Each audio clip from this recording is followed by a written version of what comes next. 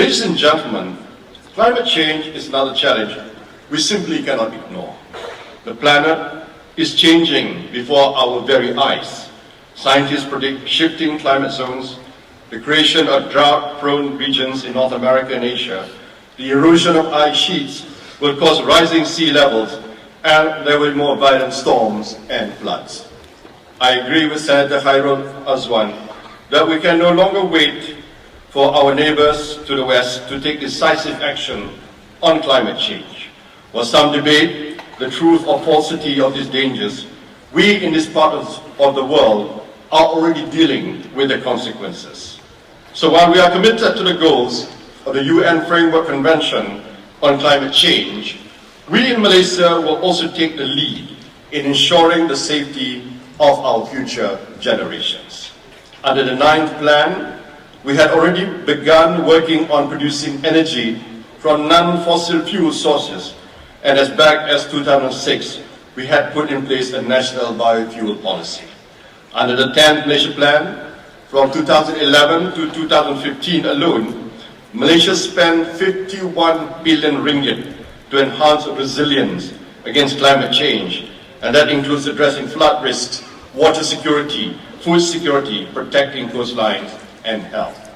The 11th Malaysia Plan from 2016 to 2020 saw policies that were further focused on green growth to support sustainability and resilience.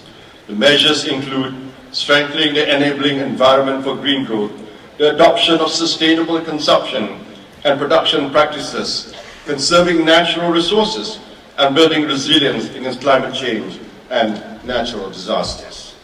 Our efforts in this area are seeing results. We voluntarily pledged that by 2020, we will reduce our emissions of carbon dioxide by 40% based on 2005 figure.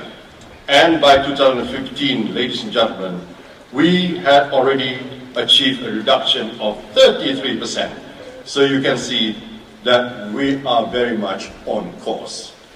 We are further determined to achieve a 45% reduction in emissions by 2030, and we aim to fully carbon neutral by 2050. Proof again of our commitment to our young people and generation to come. These, ladies and gentlemen, are real commitment. They're not cheap promises, like you will hear from some politicians who are promising less tolls and subsidized oil. But apart from the fact that they don't know how they would pay for these policies, they would also promote more cars on the road, thereby putting more CO2 in the air and contributing to a carbon footprint that we must reduce, not increase, if our world is to be a safe environment for humanity. By contrast, I promise you that this government will never put short-term political advantage ahead of the national interests. The safety and security of Malaysians in the years to come will always come first.